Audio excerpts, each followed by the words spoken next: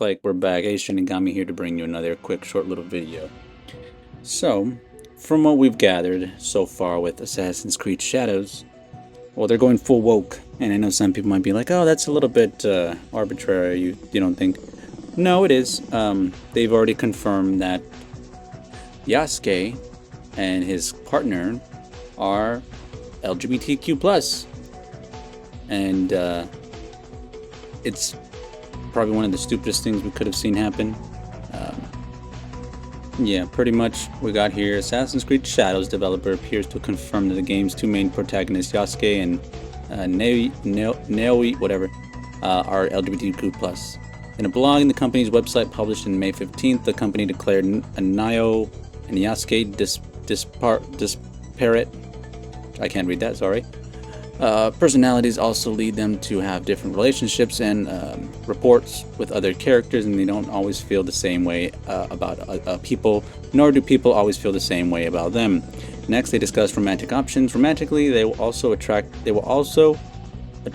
and be attracted to different types of people, though through the pair, players will get to experience a multitude of relationships. This relationship comes amid Ubisoft's contracting with Dartmouth associate Professor Sachi Schmidt-Hori. Yeah, he's an LGBTQ+ activist with her biography on Dartmouth's website reading, "I am interested in investigating how gender, sexuality, corporeality, and power are represented and negotiated in pre-17th century Japan, or Japanese narratives and illustrations. My first book, Tales of Idolized Boys, Male Love in Medieval Japanese Natives, is a medieval Shigo some of these fucking names I've never heard before, so I'm sorry I'm butchering all this, which often depicts romantic relationships between Buddhist priests and adolescent boys. These tales challenge a host of narratives and moral standards we internalize, including such ideas as sexual orientation, transgenerational sex, and sexual agency." So I think she also supports MAPS. So she's a pedophile, just putting that out there, but yeah. It continues, "My current project is on a literary representation of milk kinship in pre-17th Japanese tales, including the tale of Ochikubo, the tale of Genji, and the tales of Heike." Yeah, I'll note the official description for the publisher and tales of that.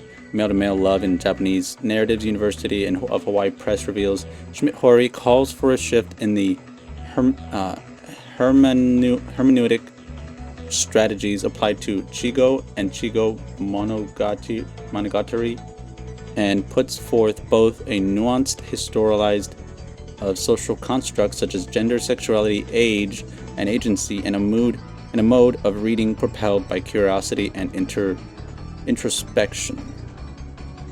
I'm sorry, I'm getting a fucking aneurysm reading this shit. So she definitely is okay with older men dating boys, and that's supposed to be okay, and this is the person you guys have running your fucking thing. Ubisoft has been melting down internally over criticism of the DEI efforts, quadrupled down internally. Like, they really fucking hate Japanese people. If they couldn't be that way with all the other games, but now they're making it about that in this game. It's just really fucking weird. Especially, like, it's not Baldur's Gate. It's not a game that has a huge factor in relationships, sex, and other things like that. And, you know, maybe some people are going to try and pull, whatchamacallit, Ezio into it and being like, "Oh, well, he had sex with his girlfriend, you know, blah, blah, blah." And, like, there was a quick action. No, don't do that. But, like, you had that shit happen, right? And it was like a real quick thing. It wasn't like continuously finding your girlfriend and getting sex. Yeah, like you're not going around like having sex with multiple random women. But this clearly is putting it in perspective that they want you to be focused on Well, yeah, Yasuke has sex with other kinds of people. Obviously, they're Japanese, but the age difference, the man to man, the women to women for the other person, like, and let's not kid ourselves that there will be some young teens and young kids that do play this game because it's supposed to be just, you know, a stealthy assassin game, right? And yes, some parents should be monitoring more, but that isn't the case. There's plenty of other kids that got into Assassin's Creed that were not teenagers. They weren't old enough to buy the fucking rated M game, but they still got into it, right? And they but now you're having this brainwash of like, no, we need to have these men be attracted to men. We need to have these females attracted to females, and also the age demographic. Yeah, let's have 40-year-olds be enticed with, you know, underage minors, basically. Like, what the fuck are we getting at? She literally has something going over priests and the fucking kids that, you know, the relationships with that. Like, that's not okay.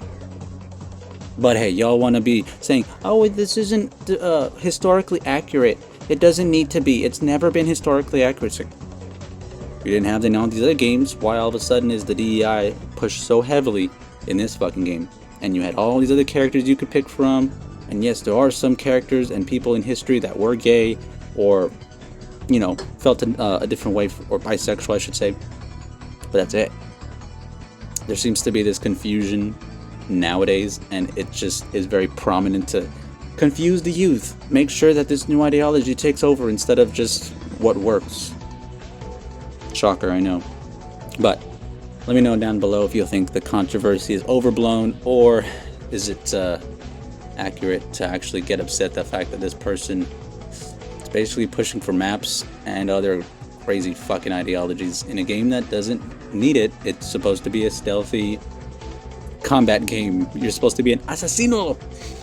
And we lose that when you want to fucking butt fuck your friend over here. Anyways, it's Shinigami signing out. Have a good night, good morning, and good evening.